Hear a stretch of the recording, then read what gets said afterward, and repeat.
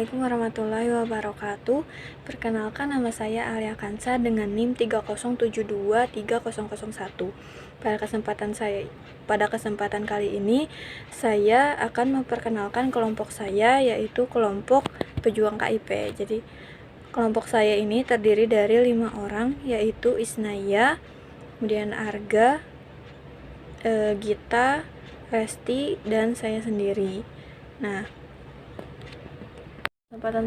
pada kesempatan kali ini saya akan menjelaskan apa itu kayu olahan. Jadi kayu olahan adalah kayu yang sudah diserut kemudian dipres menggunakan bahan perekat khusus sehingga menjadi papan dengan ukuran tertentu.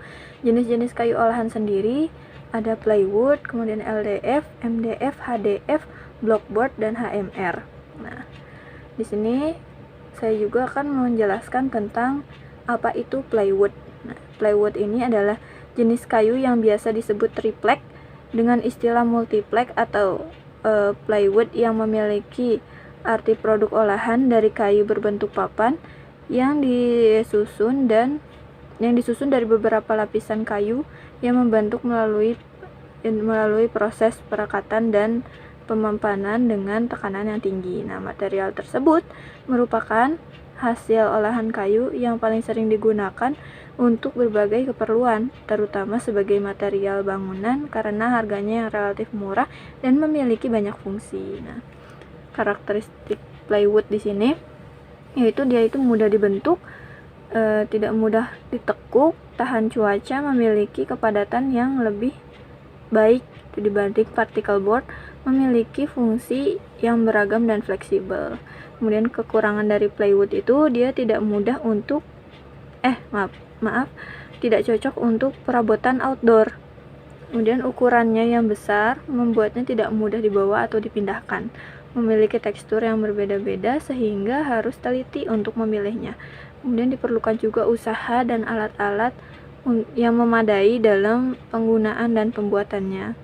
Nah, keunggulan plywood sendiri yaitu dia praktis, kemudian mudah dibentuk, tidak menyusut, tahan akan cuaca, struktur yang kokoh, tahan air, dan mudah ditemukan. Nah, pengaplikasian plywood sendiri itu biasanya diaplikasikan pada lantai, kemudian dinding interior dan eksterior, lemari dapur, atap ataupun pagar gitu. Di sini ada contohnya yaitu ukuran-ukuran dari plywood.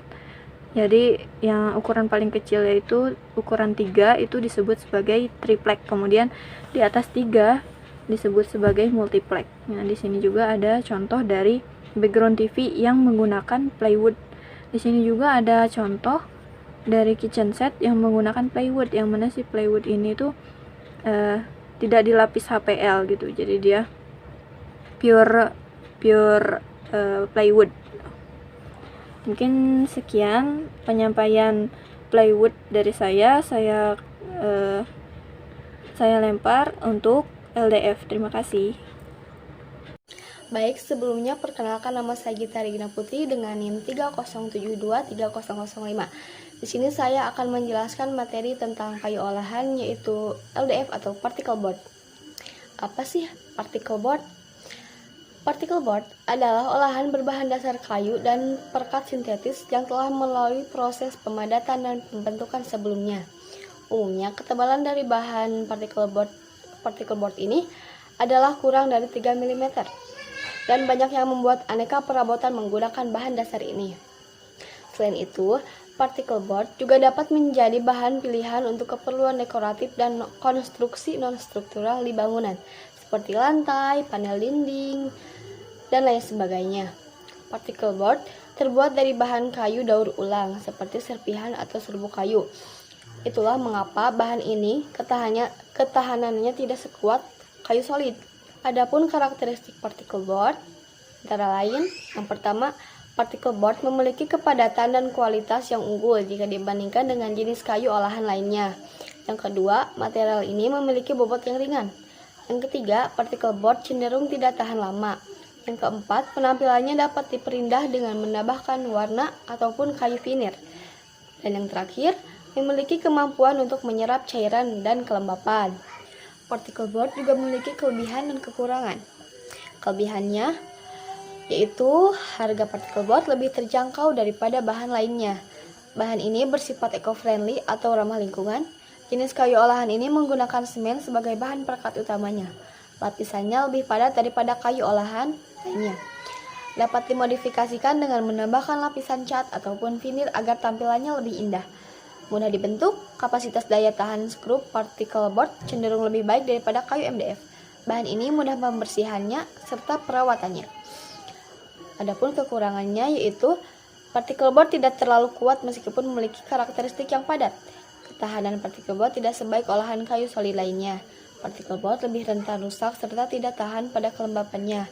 Bahan ini membutuhkan tenaga lebih kuat ketika hendak memasang skrup atau membor karena kepadatannya yang tinggi. Selanjutnya ada jenis-jenis particle board. Yang pertama ada laminated particle board.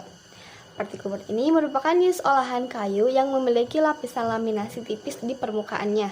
Particle board jenis ini biasanya digunakan sebagai material panel dapur, lemari, hingga bahan dasar pembuatan rak. Yang kedua, ada vinyl particle board.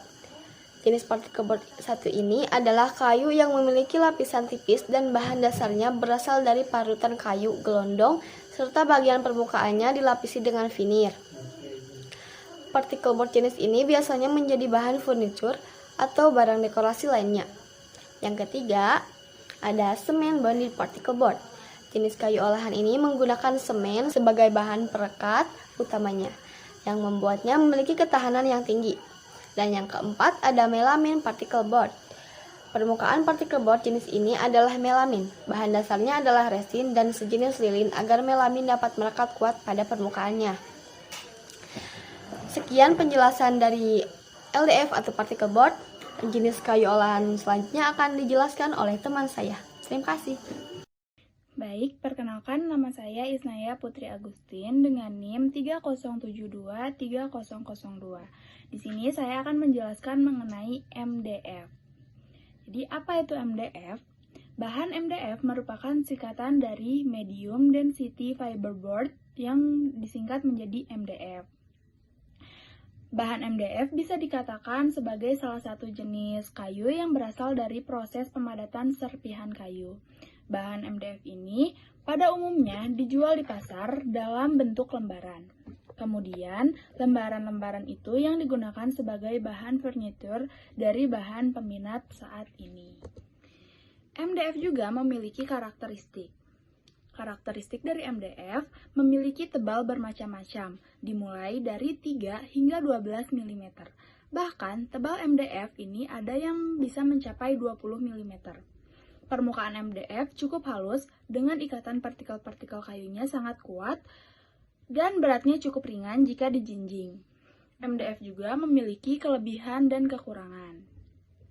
Kelebihan MDF yang pertama memiliki harga yang murah. Jika dibandingkan dengan plywood dan kayu solid, harga kayu MDF cenderung lebih terjangkau murah. Hal ini dikarenakan bahan baku yang digunakan pada MDF sebagian besar berasal dari sisa-sisa potongan kayu. Yang kedua, permukaan yang halus. Permukaan kayu MDF ini halus karena telah melalui proses yang panjang, termasuk juga proses amplas. Permukaan yang halus akan mempermudah kita untuk mengecatnya dengan berbagai warna yang diinginkan. Oleh sebab itu, kayu MDF ini bisa dikatakan sebagai kayu yang mudah dicat bila dibandingkan mengecat pada kayu pada umumnya. Yang ketiga, berfungsi serbaguna. Kelebihan yang dimiliki oleh MDF ini dapat dimanfaatkan untuk membuat banyak barang yang biasa kita temui di mebel. Ada juga di rumah kita, dapat menemukannya dalam bentuk meja, kursi, hingga lemari. Yang keempat, mudah untuk dipotong dan dibentuk. Jika dibandingkan kayu biasa, kayu MDF lebih mudah dipotong dan dibentuk sesuai dengan kebutuhan kita. Kita juga bisa memotongnya dengan menggunakan gergaji biasa karena teksturnya tidak kaku dan keras seperti kayu pada umumnya. MDF juga memiliki kekurangan. Kekurangan yang pertama, mudah menyerap air. Meskipun dari kandungan lilin, tetapi kayu MDF lebih mudah menyerap air karena bahan yang digunakan dengan pembuatannya bukanlah kayu yang solid. Selain itu, sifatnya yang seperti spons ini membuat kita harus ekstra hati-hati dalam penyimpanan. Hal ini perlu dilakukan agar furnitur kayu MDF tidak mudah rusak. Lalu yang kedua, tidak terlalu mengikat sekrup dan paku dengan baik. Kayu MDF ini tidak seperti kayu solid yang mengikat sekrup dan kayu lainnya dengan baik. Sekrup dan paku yang dipasangkan pada kayu MDF kemungkinan akan lebih cepat longgar. Hal ini karena kayu MDF terbuat dari partikel halus. Jika kita salah memasang paku pada kayu MDF dan hendak memperbaikinya dengan memaku untuk kedua kalinya di tempat yang sama, pasti kayu tersebut tidak akan dapat terpasang dengan baik dan berpotensi merusak kualitas kayu. Jadi, kita harus berhati-hati menentukan bagian yang akan dipaku sebelum benar-benar sesuai. Lalu yang ketiga, biasanya rentan terhadap rusak. Salah satu dari alasan kayu MDF ini lebih rentan rusak adalah dari sifatnya yang mudah sekali menyerap air. Apabila kayu menyerap air secara terus-menerus, tidak menutup kemungkinan panel kayu akan menjadi lembek dan lama-lama akan hancur. Pengaplikasian MDF dalam desain interior. MDF board atau kayu MDF biasanya digunakan untuk membuat furnitur seperti meja televisi, meja makan, kursi, dan sebagainya. Selain itu, kayu ini juga bisa digunakan untuk membuat kerangka bangunan. Di Indonesia sendiri, jenis kayu ini sangat mudah ditemukan dan harganya juga tidak mahal. Nah, berikut adalah beberapa ukuran MDF dari yang terkecil hingga yang tertebal. Lalu di sini ada pintu yang berbahan dasar dari MDF yang sudah dilapisi dengan HPL. Lalu selanjutnya ada backdrop ranjang yang sudah dilapisi juga oleh HPL. Lalu di sini ada kitchen set juga yang rak piringnya berbahan dasar MDF yang juga dilapisi oleh HPL. Baik, sekian penjelasan mengenai MDF. Selanjutnya saya akan serahkan kepada teman saya yang akan menjelaskan mengenai HDF. Terima kasih. Menyambung dari Isnaya yang MDF tadi, saya akan menjelaskan pada HDL. HDL ini apa sih? HDL ini adalah kepadatan tinggi fiberboard atau dikenal juga sebagai serat kayu kepadatan tinggi. Kayu HDF juga dikenal sebagai panel kayu lapis HDF yang terbuat dari kayu alami 80-85%. Sisanya adalah kayu adiktif untuk membuat kekerasan dan mengikat kayu. Nah, di sini ada karakteristik dari HDF. Di sini ada karakteristik dari HDF sendiri, yaitu HDF itu memiliki warna kayu yang khas, yaitu antara kuning dan coklat. Kemudian dari HDF itu standar ya. Kemudian kepadatan rata-rata papan HDF itu di kisaran 800 sampai 1040 kg per meter kubik. Kemudian papan HDF ini relatif berat karena kepadatannya yang tinggi. Kemudian ketebalannya di antara 6 sampai 24 mm. Keunggulan dari HDF sendiri yaitu tidak mudah pecah dan retak. Nah, karena tadi jadi dia itu relatif karena dia berat gitu dan dia memiliki kepadatan yang tinggi, akhirnya dia itu tidak mudah pecah dan retak. Kemudian tidak mudah melengkung. Jadi HDF itu karena dia tebal, jadi dia tidak mudah melengkung. Kemudian tidak mudah menyusut, tidak memiliki pori-pori. Tidak layaknya LDF dan MDF, HDF itu tidak memiliki pori-pori karena dia itu dipres dengan kepadatan yang sangat tinggi gitu. Nah, kemudian proses pengerjaannya yang simpel dan mudah. Nah, kekurangan dari HDF sendiri yaitu dia tidak sekuat kayu solid. Walaupun HDF ini di antara LDF dan MDF dia itu termasuk kayu yang sangat kuat gitu. Tapi kekuatannya itu tidak menyamai pada kayu solid. Nah, kemudian dia itu tidak tahan terhadap air dan kelembaban. Jadi karena tidak tahan terhadap air dan kelembaban, dia itu tidak cocok diletakkan di dalam kamar mandi gitu. Kemudian dia itu cukup rentan terhadap kerusakan akibat benturan. Jadi ketika terkena benturan dia itu rentan terhadap kerusakan. Kemudian aplikasi HDF. Kemudian aplikasi HDF ini biasanya diaplikasikan di dalam panel dinding, kemudian furnitur, partisi ruang, pintu. Selain itu mereka juga digunakan sebagai lantai kayu karena kestabilan kepadatannya yang tinggi. Nah, di sini ada contohnya ya. Nah, HDF ini merupakan salah satu kayu olahan yang memiliki kepadatan yang tinggi di antara MDF dan LDF. Nah, kemudian di sini HDF ini dijadikan sebagai pintu, yang mana pintu ini dilapis oleh HPL. Di sini juga HDF bisa dijadikan sebagai backdrop TV dan bisa dijadikan juga sebagai panel dinding. Nah, mungkin sekian penjelasan HDF dari saya. Saya lempar lagi kepada teman saya yang akan menjelaskan pada blockboard. Terima kasih. Baik, saya Arjunato Budiman dengan NIM 30723008. Di sini saya akan menjelaskan tentang blockboard. Blockboard adalah papan yang sangat berbeda dari semua jenis kayu rekayasa, seperti kayu lapis dan lain-lain. Papan ini terbuat dari balok kayu padat dan kemudian diapit dalam lapisan thinner kayu dengan menggunakan berbagai jenis bahan kimia. Karakteristik papan blockboard ini memiliki karakteristik kekuatan dan kestabilan tinggi dibandingkan dengan bahan lain seperti MDF atau particle board. Papan blockboard lebih kuat dan kurang rentan terhadap perubahan bentuk akibat perubahan suhu atau kelembapan. Karakteristik bahan blockboard. Papan blockboard memiliki karakteristik kekuatan dan kestabilan tinggi dibandingkan dengan bahan lain seperti MDF atau particle board. Papan blockboard lebih kuat dan kurang rentan terhadap perubahan bentuk akibat perubahan suhu atau kelembapan.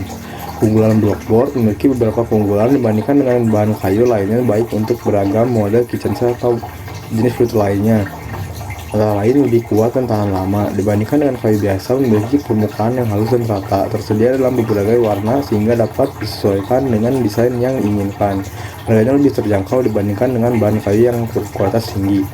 Kekurangannya, blockboard juga memiliki kelemahan, yaitu mungkin mengeluarkan bau yang tidak enak ketika proses dan tidak sekuat kayu solid karena terbuat dari lembaran kayu lapisan yang dicat dengan warna yang sama. Blockboard juga dapat mengalami kerusakan jika terkena panas yang tinggi. Dan ini contoh blockboard, dan blockboard juga bisa dibuat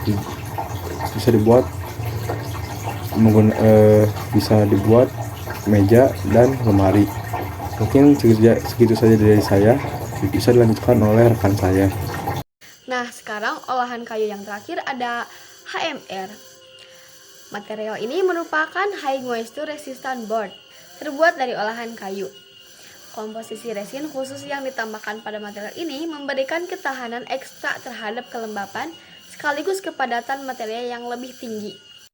Berbeda dengan material MDF, ketahanan dari HMR berbeda-beda tergantung jenis bahan baku dari material ini sendiri. Pada umumnya, berbagai olahan kayu seperti engineered woods, chipboard, hingga multiplex menjadi bahan pokok dari HMR board. Salah satu bahan baku olahan kayu yang cukup baik dan populer diolah menjadi HMR board adalah chipboard.